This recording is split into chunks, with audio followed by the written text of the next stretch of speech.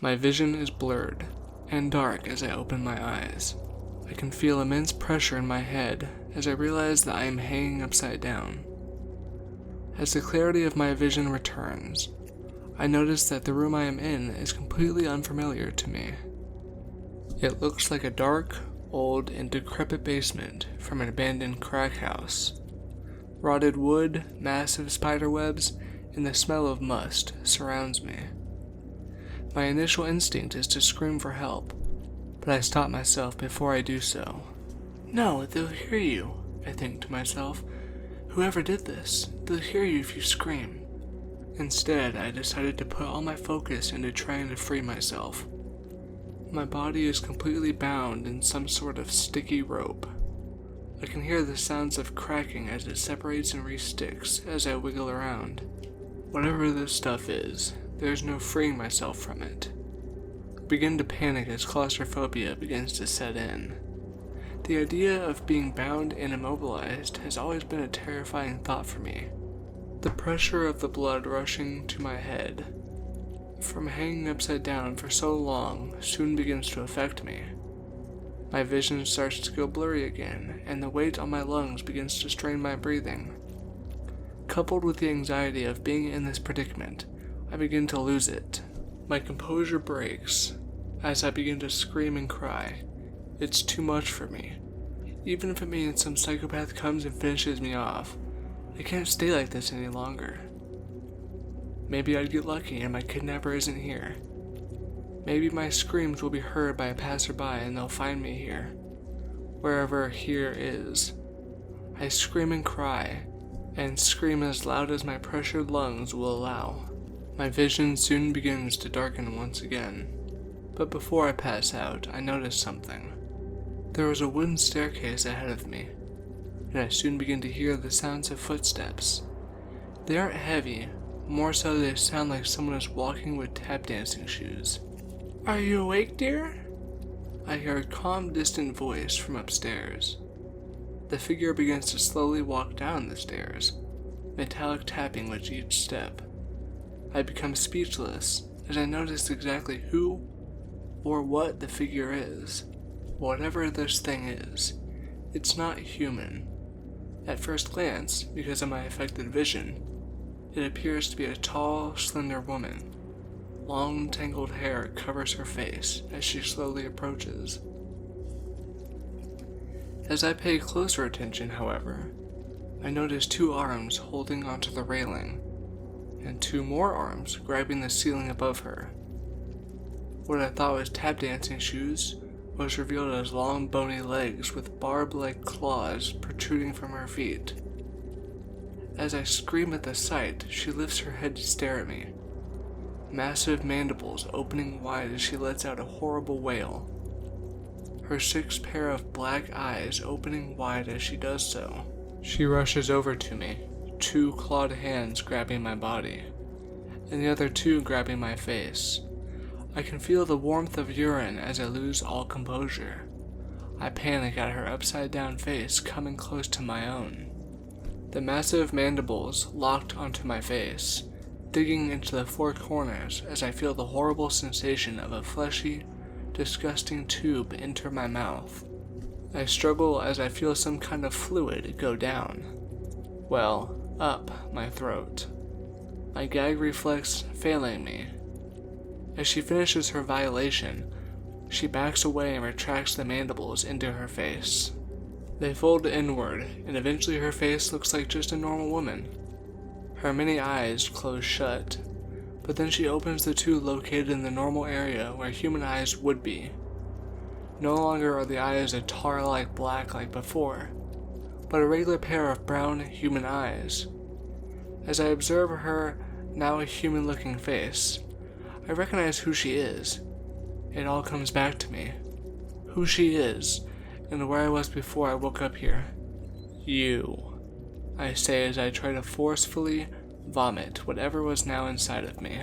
I had met her at the coffee shop where I work. She came in, struck up a conversation, and we had immediately hit it off. But by the end of the night, I found myself at her apartment and in her bed. I remember after we did the deed, I began to get lightheaded. I went to the bathroom and splashed water on my face. As I stared at my reflection, my vision went dark, and I passed out right then and there.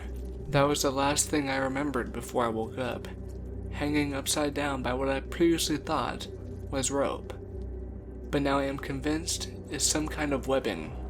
"Hello, dear," she says in a calm and relaxed tone. "Thank you so much for such a wonderful time." She turns around, folding her extra arms behind her back, and retracts her claws into her fingers. As she walks up the stairs, she stops and says one last thing. "I know you'll take good care of them. I'm so happy I met you. You'll make sure they're well fed and grow up to be big and strong." Every horrible possibility of what she meant races through my mind. I begin to panic once again, screaming and crying out for someone, anyone, to help. I soon begin to feel something in my stomach. "Oh no!" I cry out loud. The pain is excruciating, and it feels like something is tearing me up from the inside. I scream as loud as I can, and I feel bile coming from my throat, pouring onto the floor. Almost immediately I pass out, and awaken in a bed. I sit up quickly and realize I'm in my room, in my bed. I begin to sob as I realize that it was all a horrible dream. I walk into my bathroom and splash water on my face. I stare at my reflection and realize I look like absolute shit.